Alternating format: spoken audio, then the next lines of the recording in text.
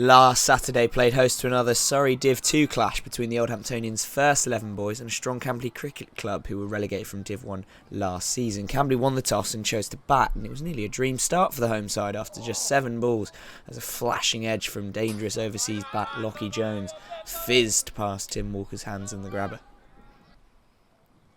Would the batting side make OH rue that missed half chance? The first boundary didn't come until the 8th over as the bowling attack piled on the pressure. Johns putting away this slightly short one from Mavo for 4. OH overseas Trent Park entered the attack in the 14th, this time bowling seam up despite turning over leggies in recent weeks. Johns made sure to give them a baptism of fire of sorts.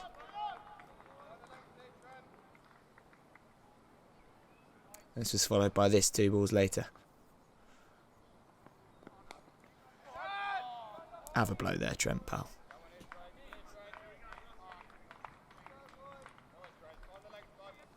Ben Dowles was next to bowl and was unlucky that this wild edge escaped a pair of Hamptonian mitts. 4 runs for Glenn Taylor here.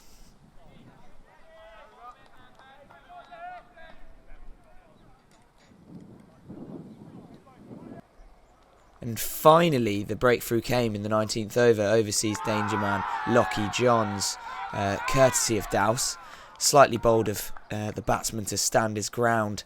Sounded on frog box as if he'd middled it. Half in mouth stuff, but eventually the finger went up and Cambly after a decent opening stand with 59 for 1.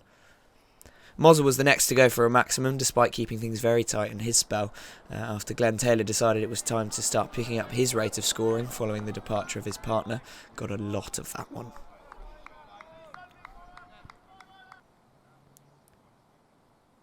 This heave a little less easy on the eye, but still acquiring the desired result.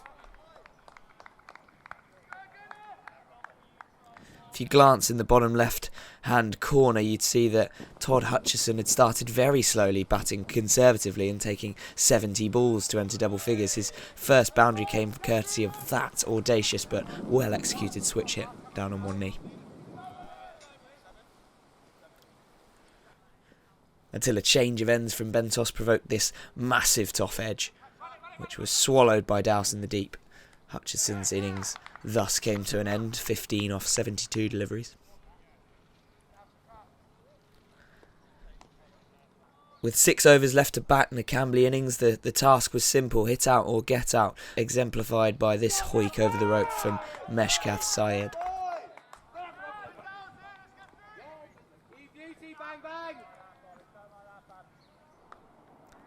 Followed by this slap past the umpire's head.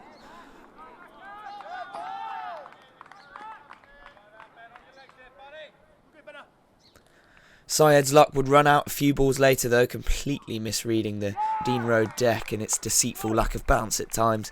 Ben Dowse sending middle stump cartwheeling, and OH had their 3rd of the innings. Matt Evans-Smith re-entered the attack for his final over and needed a second loosener.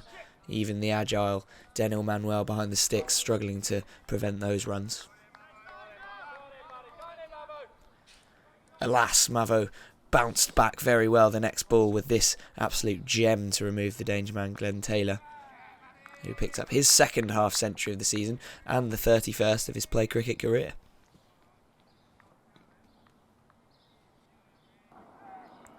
As Cambly started to scramble for runs, the wickets started to tumble. Mavo's finally over proving particularly fruitful as Manuel darted to grab this top edge from number 6 Paul Stevens. And Dowse soon picked up another pole. Farhan Khan not learning from his colleague Syed's mistake and meeting his demise.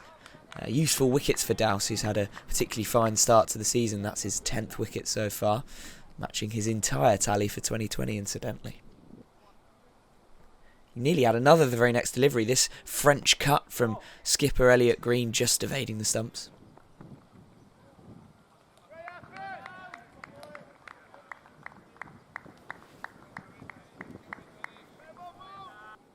J-Mo returned to the attack after a very tight opening spell and soon took the final wicket of Mohsin Bashir. So last season's Div 1 side Cambly finishing their innings on 165, their obvious strategy to bat conservatively before kicking on towards the end, meaning OH will need just over 3 and over to bring home another league victory. Significant contributions from Johns and Taylor, props must go to Mavo and Dowse for their handy wickets.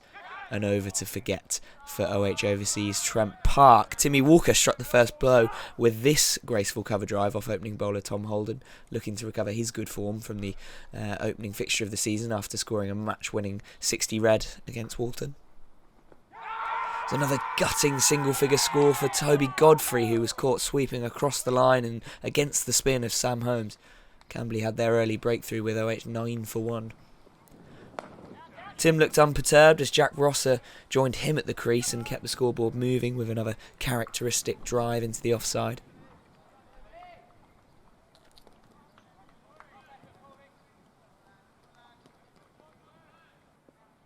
And made sure to put away the bad balls such as this drag down from Holmes behind square.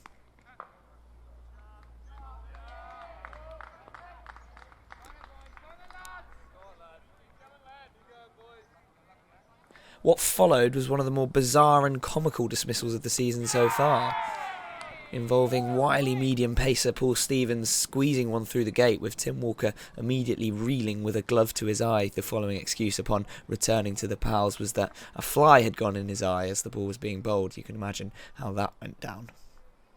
25 for 2 soon became 25 for 3 as Jack Rosser fell victim to another one that kept low, this time from left-arm spinner Farhan Khan.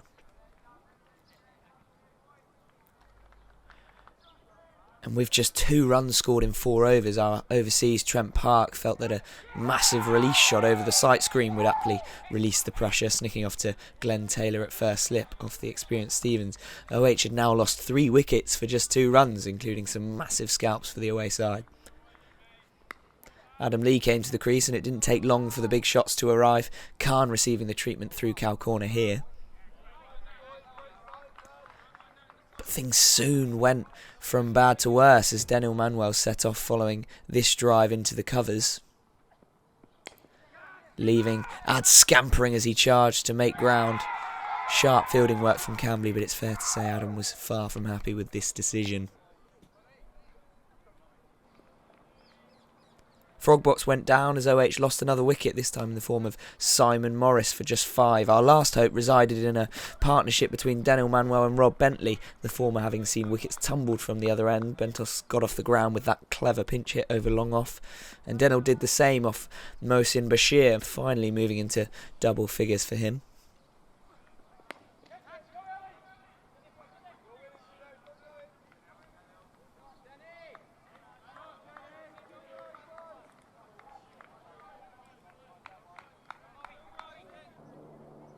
This makeshift on drive from Manuel kept things moving as OH started to dream if this partnership could hang around, we might have a chance.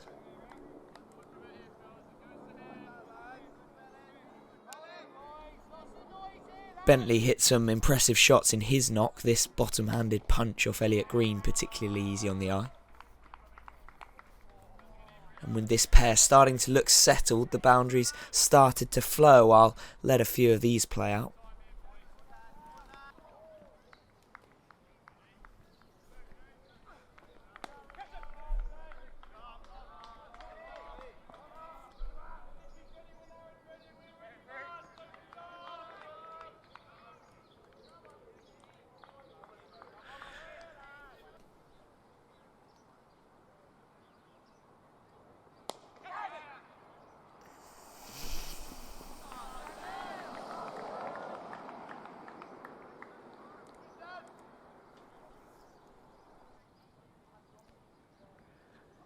What a strike over the infield that was from Bentos, who was scoring at a particularly impressive rate given the low-scoring nature of the fixture. OH moved past 100 with 60-odd needed in the last 12 overs. The cut shot was proving rather useful for Rob, as demonstrated here.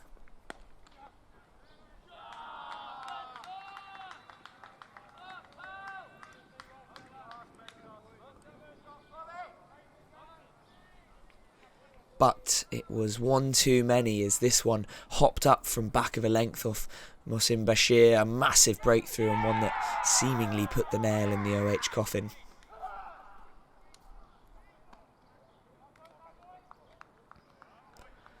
Mavo was the next to fall to the left armour, who picked up his second of the innings as the youngster holed out to Josh Halsey in the deep.